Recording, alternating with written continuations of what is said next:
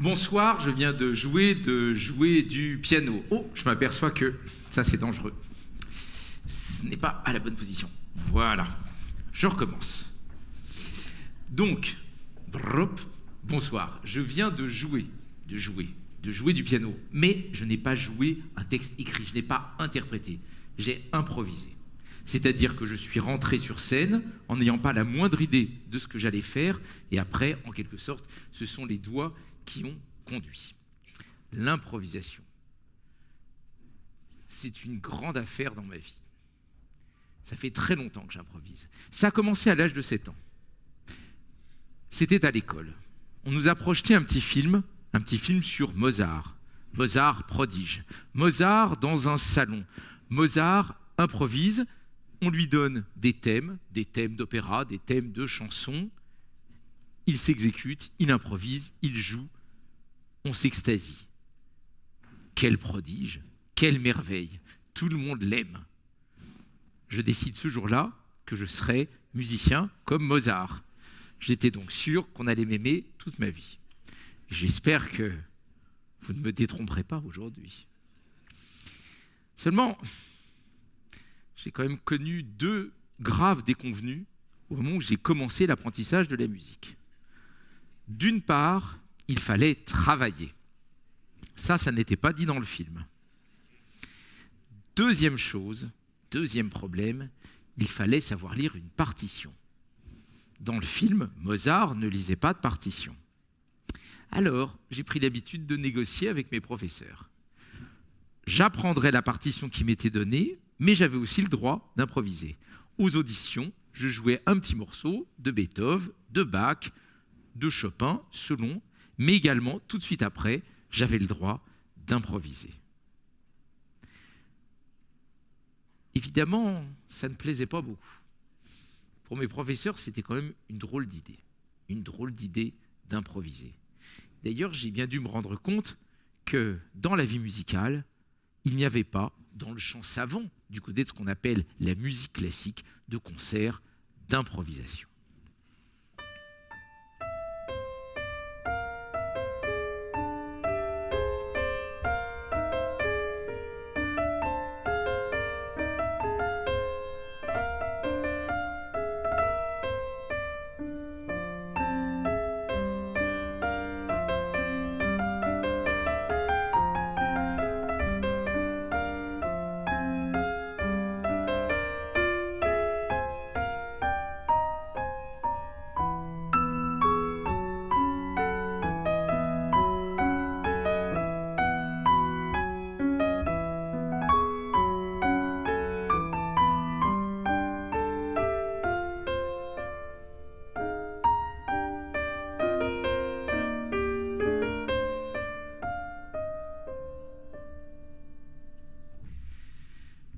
Je vais essayer de vous convaincre, de vous donner 10 bonnes raisons d'improviser. D'abord, c'est rétablir, en quelque sorte, les 2 jambes de la musique. Oui, parce que du côté des musiques traditionnelles, du côté du jazz, on improvise. C'est du côté de la musique classique qu'on a perdu cette habitude d'improviser. C'est étonnant d'ailleurs parce qu'au XVIIIe siècle et au début du XIXe, l'improvisation est au cœur de la musique classique. Tous les grands compositeurs improvisent. Bach, qu'on vient voir de très loin, à pied s'il le faut, improviser, à l'orgue. Il a même perdu son premier poste à l'âge de 19 ans. On lui a reproché d'improviser trop longuement. Il a été voir ailleurs. Mais ça s'est bien terminé pour lui. Il y a Mozart, j'en ai déjà parlé. Il y a Beethoven, qui se fait connaître des Viennois, qui devient la coqueluche de tout Vienne grâce à 3 concerts d'improvisation en mars 1792. Et puis après, il y a Mendelssohn, qui improvise vaillamment. Il y a Liszt, bien sûr, qui devient une star européenne en allant de pays en pays improviser, parfois sur des thèmes que lui donne le public. Et puis il y a Chopin, grand improvisateur, mais réservé en public, il avait le trac. Enfin bref, l'improvisation était au cœur de la musique classique, mais à partir de la deuxième moitié du 19e et pendant le 20e siècle, cette pratique disparaît, sauf du côté des organistes pour des raisons liturgiques évidentes. On ne sait jamais combien de temps va durer la communion, la sortie de l'église, donc l'organiste improvise. Et puis, le flambeau et repris par les musiciens de jazz. Aujourd'hui, l'improvisation se développe. Elle est de nouveau enseignée dans les conservatoires. Elle devient un des champs les plus féconds de la création contemporaine. Elle modifie le déroulement du concert.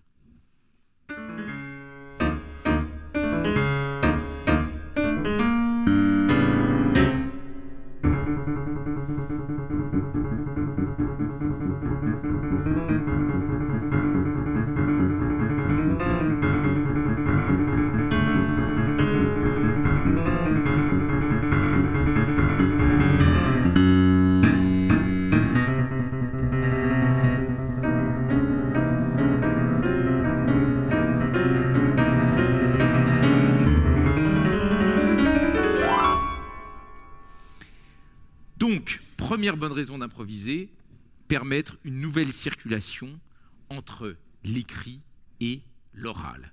Que le commentaire soit aussi important que le texte. Un petit peu comme dans le judaïsme où le Talmud, le livre infini des commentaires, est presque plus important que le texte de départ, le texte commenté, la Torah. Et puis, dans l'improvisation, il y a une liaison très particulière entre la main et le cerveau.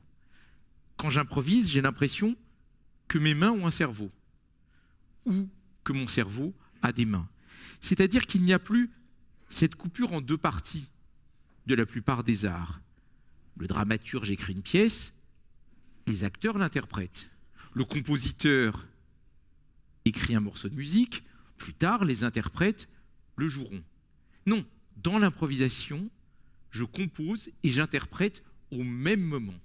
Donc, le geste et la pensée sont définitivement liés.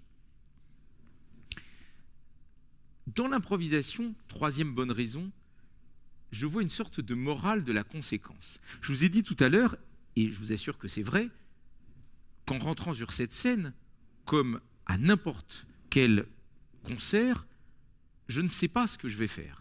Je n'ai pas la moindre idée du début de mon concert. Quand nous sommes plusieurs, 2, 3, il arrive qu'on se dise un petit mot. On dit, bon, on va faire une première improvisation assez brève et plutôt rythmée pour mettre le public dans l'ambiance. Et invariablement, après s'être dit ça, on commence par une première improvisation qui dure 20 minutes et qui est plutôt planante. Pourtant, l'improvisation est exigeante. Au fond, vous pouvez poser n'importe quoi, mais il y a tout de suite une conséquence. Un petit peu comme dans un discours.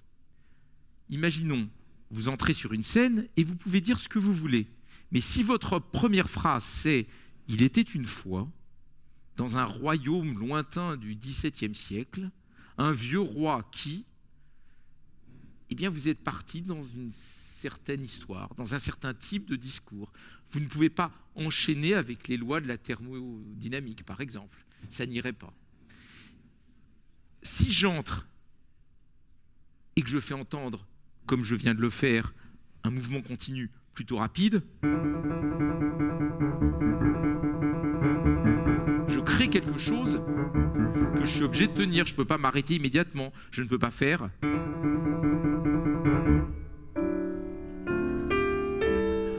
C'est absurde. À l'inverse, si j'entre et que je décide d'être plutôt lyrique,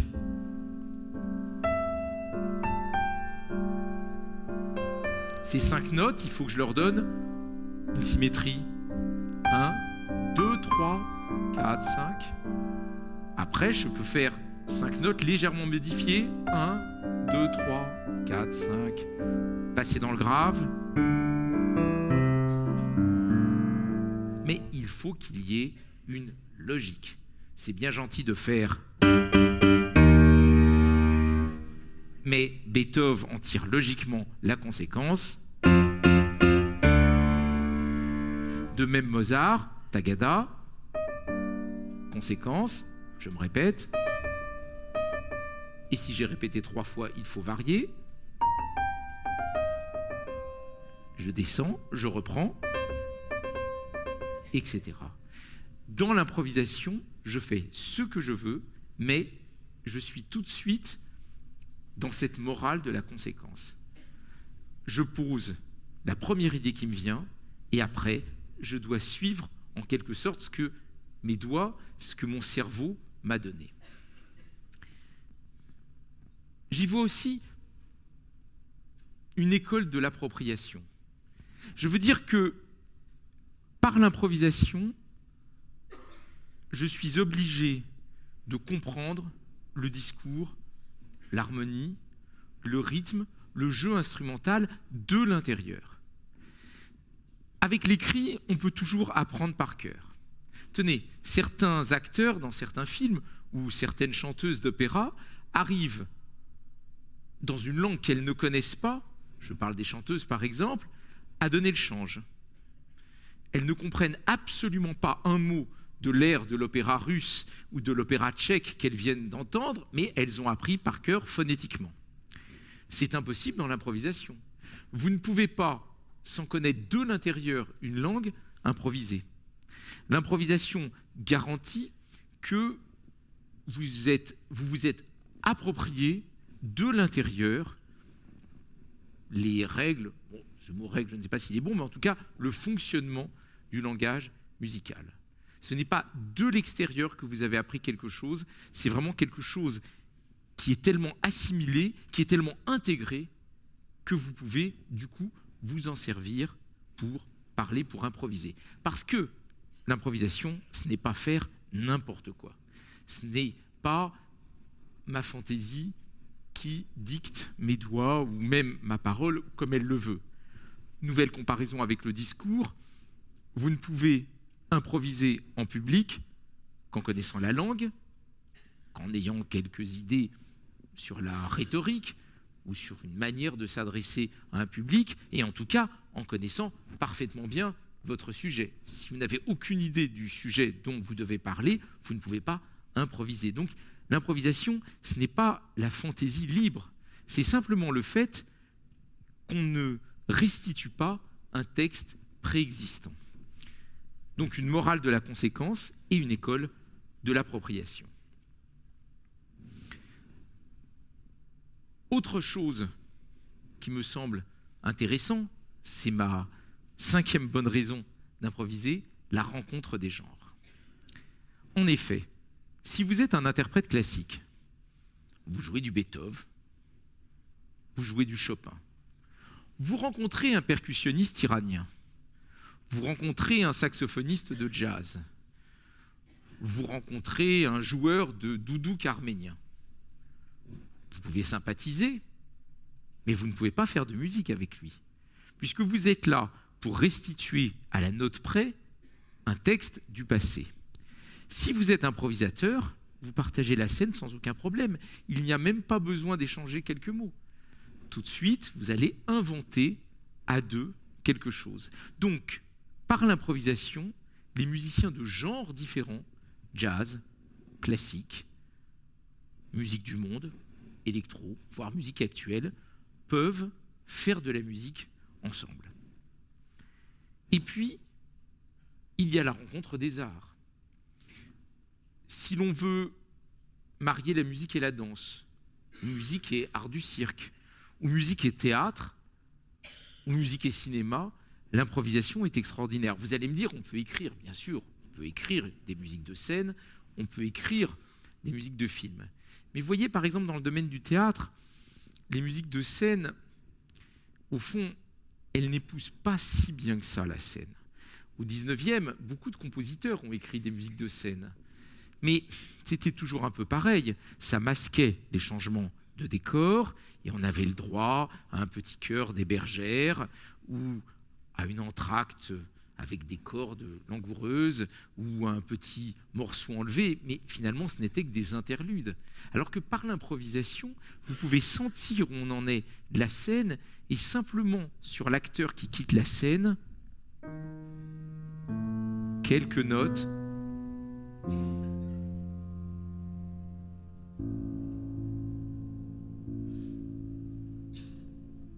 et vous concluez la scène dans le mystère, une autre scène commence. vous pouvez de la même manière improviser avec l'image, soit avec la vidéo, soit avec le cinéma muet. Oh, ça paraît bien vieux, le cinéma muet, et pourtant, c'est un des arts qui a le plus d'avenir, puisque le film muet n'est pas clos. Un film muet peut en permanence être réinterprété par la musique, et notamment par l'improvisation. Je veux dire qu'on peut prendre un des grands films des années 20, signé Murnau, Epstein, Eisenstein, peu importe, et on peut toujours le réinterpréter. Et l'improvisation vous permet de donner un rythme au film plus ou moins rapide. À chaque fois, l'image défile d'une manière différente. Bien sûr, il y a les clichés. C'est sûr que l'assassin rôde. Mais au-delà des clichés, vous pouvez à chaque fois compléter cet art. Et encore une fois, l'improvisation est souple. Elle s'adapte à la vitesse de défilement du film, à la grandeur de la salle, aux instruments en présence. Et pareil avec la danse. Vous pouvez accompagner la danse avec beaucoup de souplesse. Il n'y a pas longtemps, j'ai assisté à un concert où un pianiste jouait du Chopin et il y avait des danseurs.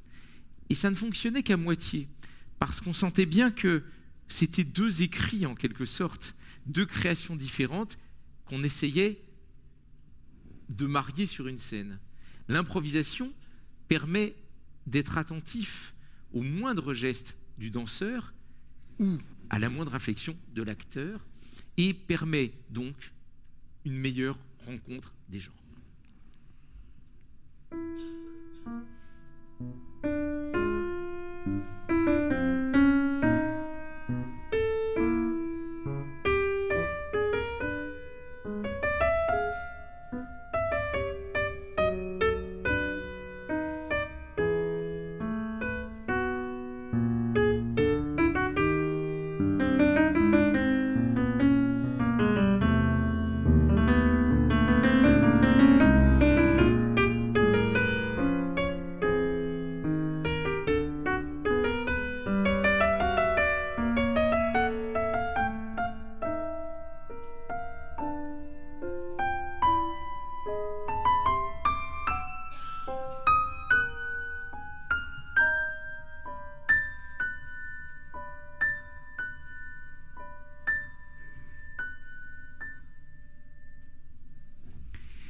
Septième bonne raison d'improviser. La septième bonne raison d'improviser, c'est que je pense que ça permet un renouvellement intéressant de la forme du concert.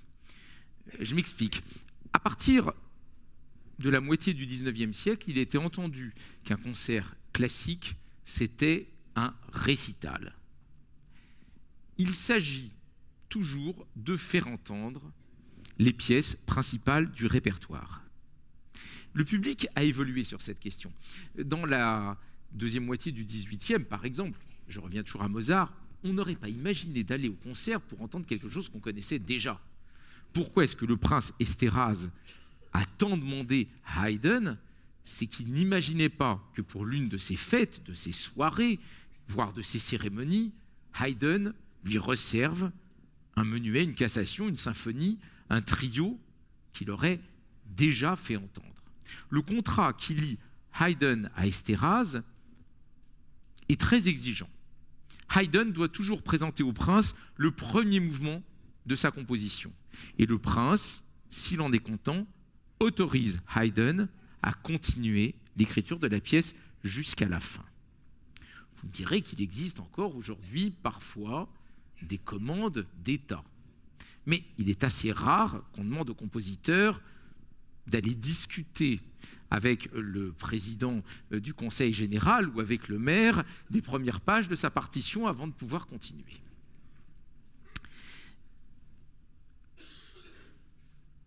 L'œuvre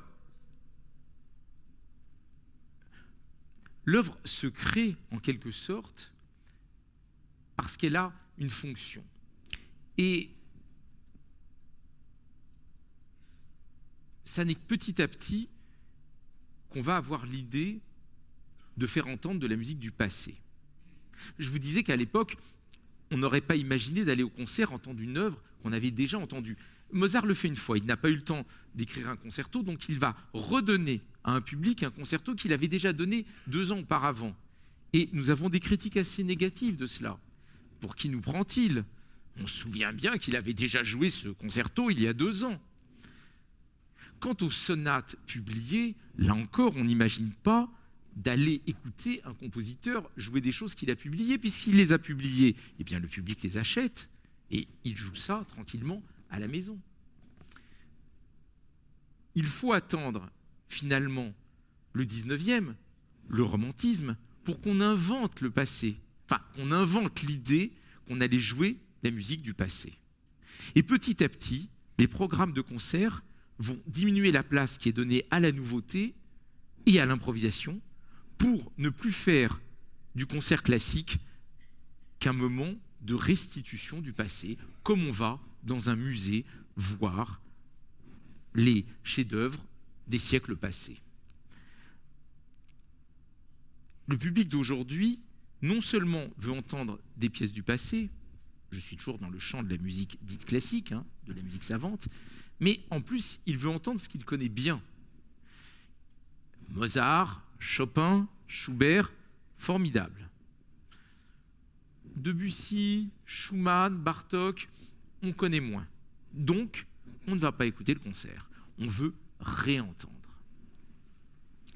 Cette forme du concert classique fait plaisir à un certain type de public, en général plutôt âgé, mais on imagine mal de traverser tout le XXIe siècle comme cela. L'improvisation permet le renouvellement de la forme du concert, puisqu'elle permet toujours l'invention, la nouveauté et un dialogue fécond entre le passé et l'invention contemporaine. Au fond, et ça serait ma 8e bonne raison, je pense que l'improvisation est une école de la musique classique vivante. Ce n'est plus la démarche du conservateur du musée qui présente un chef-d'œuvre du passé, c'est plutôt une démarche qui consiste à dire prenons un fragment du passé et nous allons en faire quelque chose de vivant. Cette démarche, au fond, c'est la démarche de la vie.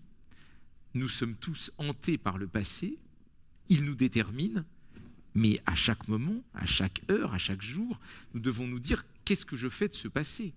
Comment est-ce que j'invente ma vie, mon présent, mon avenir avec tous ces fragments du passé ? Et puis, alors c'est peut-être un peu plus personnel, mais j'ai quand même le sentiment que l'improvisation sauve de l'idéologie. En musique classique, comme dans tous les arts, il y a l'éternelle guerre des anciens et des modernes. Compose-t-on de la musique en essayant d'échapper à la logique mélodique, rythmique, harmonique ?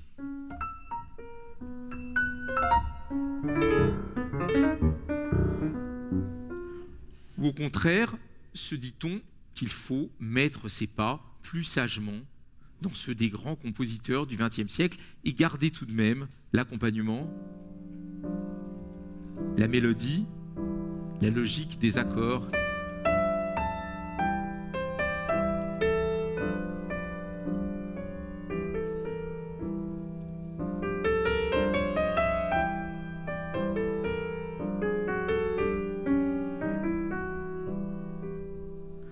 Tant qu'on est dans l'écrit, il y a une opération plus intellectuelle qui se fait. On écrit de la musique en essayant d'appliquer en quelque sorte l'idéologie préalable. Dans l'improvisation, l'expression prime. L'expression sauve de l'idéologie. Si on partage la scène avec un musicien de jazz ou avec un musicien de musique du monde ou avec un autre musicien qui va nous entraîner vers telle forme de sonorité, tel type de rythme, eh bien, on est obligé de le suivre. L'expression, le partage avec le public fait que les questions idéologiques se posent moins. Finalement, comme 10e bonne raison d'improviser, je dirais que c'est une école du partage. L'improvisation, bien sûr, peut être enregistrée. On dit souvent, mais comment vous improvisez? Mais c'est éphémère. Vous ne trouvez pas ça dommage qu'il n'y ait aucune trace de ce que vous avez fait? Non, la preuve, il y a quelqu'un qui filme et il y a des micros pour enregistrer. Depuis que l'on enregistre les concerts, l'improvisation est aussi une technique d'écriture. Certes, nous n'avons pas gardé grand-chose des improvisations, aussi géniales soient-elles, de messieurs Beethoven, Mozart et Liszt. Mais aujourd'hui, un musicien peut faire connaître son style et son inventivité de la même manière par l'enregistrement et par l'écrit. Mais c'est d'abord, me semble-t-il, une manière de partager l'invention. On peut improviser en studio, bien sûr, mais la plupart du temps, on le fait en public. Mes premiers disques, je les faisais en studio, justement. Il me manquait quelque chose. Bien sûr, en public, il y a un risque. L'improvisation, c'est de la composition sans gomme. Je peux difficilement vous dire « Vous oubliez là, cette note-là, je ne l'ai jamais jouée. Je recommence. » Ça, je ne peux pas le faire. Malgré tout, il y a cette idée du partage. Et si l'improvisation permet d'inventer, de comprendre de l'intérieur le langage musical et de partager, alors il me semble que cette seule raison suffit à défendre l'art de l'improvisation.